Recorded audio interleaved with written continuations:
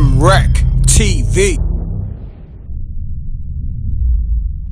You know, it's the fans that want to see it. They don't control. I don't know, man. Just do your job. Do your job. Tell everybody Canelo Triple G. That's it. There's nothing more I can say. I'm ready to go. Go back home and say Demetrius Andrade needs to fight Canelo. Demetrius Andrade needs to fight Triple G. That's the fights we need to see. Not going up or going down. That's it. Ready to go, guys? Thank you. That's it.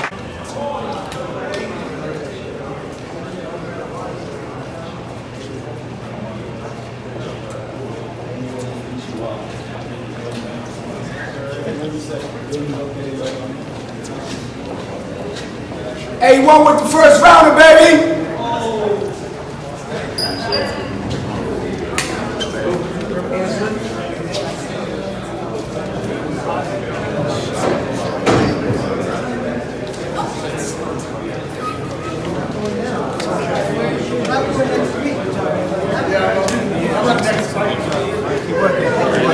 Congrats on the win.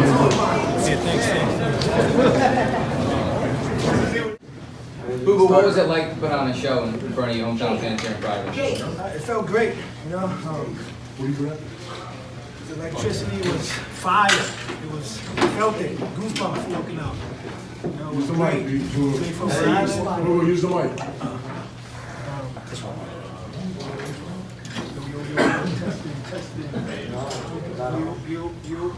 Yeah, just all those, that's fine.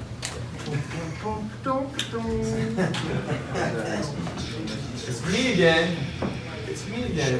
Where's Anthony? Go, baby. Anthony. Carry on with it. Yeah, just put it, What was it like? What was it like that? It was great, you know. It was great to have Rhode Island, New England come out. For them to get a... Guys, calm down. Keep quiet, please. For them to get there. For them to... No, we're working on that now. Microphone to all.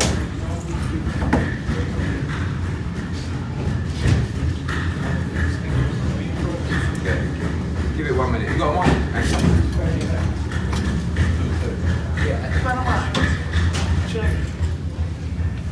No speakers, no mics, so we just gotta be loud, I guess.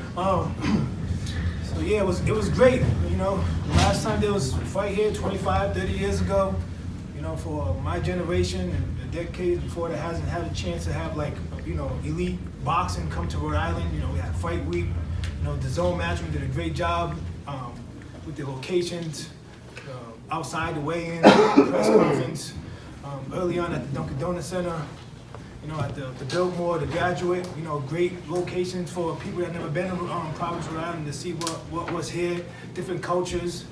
We got a little bit of everything. The food is great, and you know the people are cool. And overall, it was great to walk into arena with all my fans yelling "Boo-Boo" again.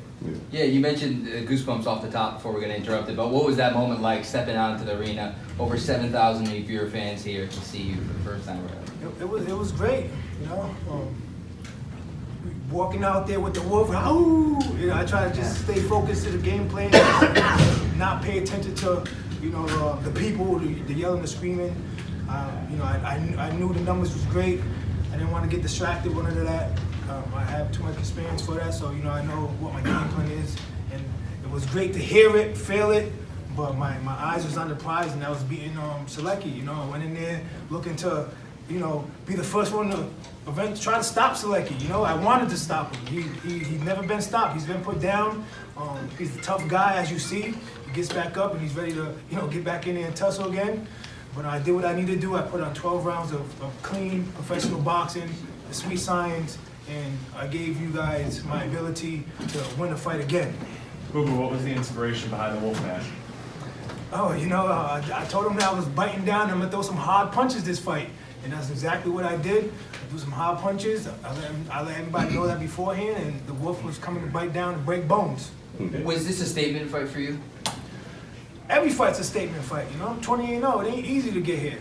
It ain't, you can't just be 28-0. You know, my last fight was a statement fight because I'm winning. The fight before was a statement fight because I'm winning.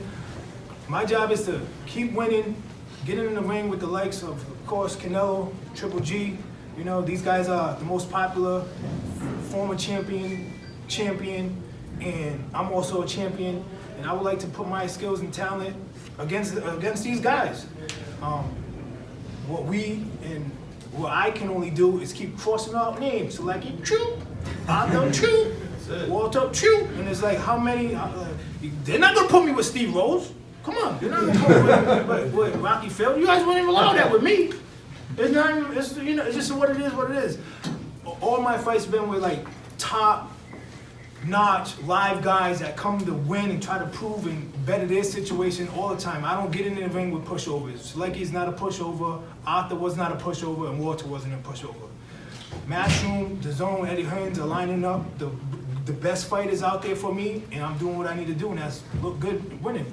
Eddie, how do you feel? Andrade, Demetrius, can you speak to just the, we talked on the conference call, all the years where you were professional, you didn't fight here at home. And tonight you did, and the crowd obviously turned out, it was electric. I know you probably didn't notice this, but the last 3-4 rounds of the fight, even though you were totally dominating, everyone was standing up, you know, they were not sitting in their chairs just passively. Can you just explain your feelings about that? And I'd like to ask Eddie about that also. Yeah, you know, like I was saying, I do not pay attention to the crowd, the fan, because I don't want to get, you know, a lot of fighters get caught up into that, and I'm not one of those guys. I'm experienced, you know, I'm gonna take my time, you know, execute the game plan and make adjustments while I'm in there, but to hear the name, you know, boo, boo, boo, boo, it's great, but you know, a lot of people get that feeling, they want to just, We're not doing that, you know. We're not doing that. I know Eddie's like, let them hands go. Come on, combinations. I'm like, Eddie, you throw some combinations. This shit ain't easy. Yeah. Come on, they don't want to fight Demetrius, not because he's not good, but oh, you know, he doesn't mean anything. He's not a big draw. He's got a world title. He's undefeated, and he was a big draw tonight. Yeah, well, that's why I wanted to come here. I mean, crazy that he's never been to Providence before for a fight. I mean, and always the reputation of Demetrius Andrade is amazing fighter. Oh, no one's interested. No one's buying tickets. The 2 biggest gates we've had on our Matchroom Boxing USA show since we started in October, outside of Joshua Reed's, have been Demetrius Andrade shows. One in Boston and one here tonight. That tonight was an atmosphere that was, I mean, that was like being back home. That was incredible. Incredible. There was energy. People were excited, and that's because it's not rocket science. When you bring a fighter from his hometown to his hometown, and people from Providence come, what do you think they're going to do? Not support their own. Doesn't matter if we're in Britain, we're in the US, but now people can drop the excuse of, oh, Demetrius doesn't mean anything. You know, he's not popular. Well, guess what? He's popular with his broadcaster, and he's popular with the fans. But the problem he has is, he's just too good. So who's going to want to fight Demetrius Andrade? No. And in the past, no one wanted to fight him because he's too good. And they had an excuse. Now they don't actually have any excuses. He's got a belt. He's got fans. He's got a broadcaster. Exactly. So he's got money. You know, and it's going to be hard to avoid him. And we need the support of the media, the fans, and DAZN. You know, I mean, he's going to put pressure on me. I'm going to put pressure on DAZN to say, we're the middleweight, we're the home of the middleweights. But we know you want Triple G against Canelo, but if Canelo fights Kovalev, why don't we fight Triple G? And then the winners can fight the winners. Do you really think that Bluffkin is going to risk that fight by fighting Demetrius? Probably, I don't think anyone's going to want to. Like, you know, you can't hand on heart sit there and say that Canelo beats Demetrius Andrade. I don't believe anybody in boxing would say, yeah, oh yeah, he beats him, 100%. So, you know, you're not, when you've got a fighter like Canelo, you know, do you want to put him in a fight like that, where you're unsure if he's going to win? Now, I think they'd be more confident going into the Triple G fight than they would going into a Demetrius Andrade fight. You know, and for Triple G, the style of Demetrius Andrade is, I mean, it's, you know, it's a great fight. I mean, I know, you know, I'd have concerns about that fight for Demetrius, but that's what he wants. He wants those kind of fights. He didn't lose a second of a round tonight. You know, against a really good fighter, ranked #1 in the WBO, and sooner or later, he's going to want the challenges. So we've got to try and deliver him for him. But tonight was a major, major moment in his career. I was actually like looking around thinking, I looked at him and he was, you know, and the first round came out like I've never seen him. And I was thinking, Paul, don't tell him to calm down in the corner. And of course, the first thing I heard was that the zone said Paul told him to calm down in the corner. But Paul's right, I'm wrong, as usual. And Paul, that's why he looks like that after 28 fights. He's never really been hit. I don't plan on getting hit either. I know. I don't plan. But I definitely want people to understand also, like, you know, Rhode Island came out today and support me because, yo, there's a lot of things people don't know I do for Rhode Island. I give thousands book bags and school supplies each and every year, you know, thousands of turkeys each and every year, you know, group activities, going to schools, and for them to see, that they came out with all the stuff we've been doing, you know, I want to just thank Providence of Rhode Island one more time. And, you know, like Eddie said, you know, I'm just ready to fight, you know. And keeping me active is the best thing because I'm getting my 12 rounds in. I'm getting more relaxed. I'm understanding, you know, what I need to do more and more every time. What I need to do to, you know, entertain just a little more than, you know, me when I used to like fight maybe once a year. My goal was just stay focused, don't do nothing. Just see the feet work, see the hands, see the bobbing weaving, see the smooth shit, see the can't touch this. You know what I'm saying? You know, Michael Jackson out there, baby. You know what I mean? Can't touch this. But yeah, man, it's just great. It's just great. Demetrius, quick question. That's MC Hammer. Okay, that's it. Look, he got some hip hops. You know what I'm saying? Look. Yeah, Donald from FightView360.com. This is a question for you and Paul. When you guys were preparing for Sulecki, what did you guys see in him that you wanted to expose tonight?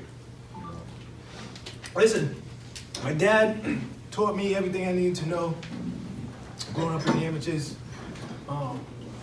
He's just a phone call away, you know? This camp, and my dad had responsibilities to do here in Rhode Island, and, you know, Mike Veloz is the guy right now. Mike Veloz, we was in SNAC, we was in Florida for 4 weeks, 2 weeks in SNAC with Victor Conti, and my dad wasn't around. But my dad taught me everything I need to know. There's nothing else, you know, that my dad can't tell me that I can't adjust to. And I don't need my dad in there all the time. But the game plan is the same thing all the time. Work on me, establish the jab, angles, feet work, and the punches and combinations will come together. And all he has to say is what he needs to say for me to make the adjustments. You know, my dad is the best kept secret. Even sometimes give him one of those. But you know, he nothing but love from me, nothing but love from him, and it is what it is, man. So we definitely had a great camp though. And hopefully this time around he can be around more often. But I like when he's not around though, because I'm saying I like not being around I like when he's sometimes. not around. I'm like, oh my God, damn. I was like, Ed, you trying to sabotage my camp? Ed, why you sending Paul? What? You trying to sabotage me? Oh, That's I it. figured Not he had to my show up problem. once. This I was because just a long wanted to time be ago, at the right? A camp long time for a ago. week. Let me tell you where the story comes from. A long time ago, when I was with Adi and Joe, Style Boxing, Banner Promotions, the Zing Rich or something, he wanted me to come out for his camp. So my dad's like, oh, we need right here spawn if we come out. So the guy calls up Joe and Adi, he's like, what the fuck you trying to do? Sabotage my camp? Who's this poor Andre kid? Don't ever have him come. I don't want to be. It was just, and so that's where sabotage comes in. He's good for that. Demetrius, we've talked a lot with you and me. You know, your father's had arguments. This is a question for you and Eddie. Do you start making maybe bigger fights in terms of up in weight class? Two guys know people love to see you fight. Callum Smith, Danny Jacobs. If Canelo's not going to fight you, if Triple G's not going to fight you, do you maybe go, I'll take on Danny Jacobs? Yeah, we're friends, but business is business. Or do you go across the pond and take on Callum Smith in a best of 160 versus best of 168? This Billy Joe Saunders, if I decided to go up to 168, you know, he deserves a beating from me. You know? So, you know, that's something I would definitely be interested with, and we can talk to Eddie about it later on or however. But if I go up to 68, it's like, who else is there for me to really fight? Not Callum Smith. It will be an undefeated champion and an easy thing we could probably put together because it's both WBO sanctioning. And that's something that we was gonna do beforehand, so that's something that's realistic. And by the way, if he goes up to 68, they'll go up to 75. So that's what always happens. He had the 54 titles. They didn't want to fight him. They moved up middleweight. We moved up middleweight. We don't have to chase people. We don't have to keep increasing weight. We have a weight where he is the greatest at, and that's the weight we're gonna stay at. We ain't chasing nobody. You know, the whole thing is, they're gonna come up, they're gonna put the money down, and they're gonna say, look, let's do this fight eventually. You know, it's the fans that want to see it. They don't control I don't know, man. Just do your job. Do your job. That's it. Tell everybody Canelo, Triple G. That's it. There's nothing more I can say. I'm ready to go. Go back home and say Demetrius Andrade needs to fight Canelo. Demetrius Andrade needs to fight Triple G. That's the fights we need to see. Not going up or going down. That's it. Ready to go, guys? Thank you. That's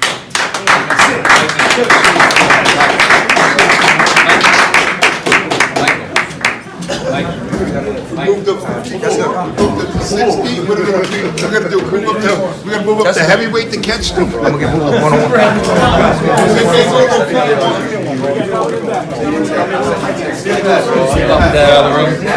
Want to sneak off into that other room? We got an extra hat in the bag? Man, we live on MRecktv, man. If you don't know, now you know. Peace, world. To promote your music or promote your business by placing an ad on MRecktv, contact MRecktVpromo, MRecktVpromo @gmail.com. Peace. Yeah, subscribe to MRecktv, youtube.com/MRecktv.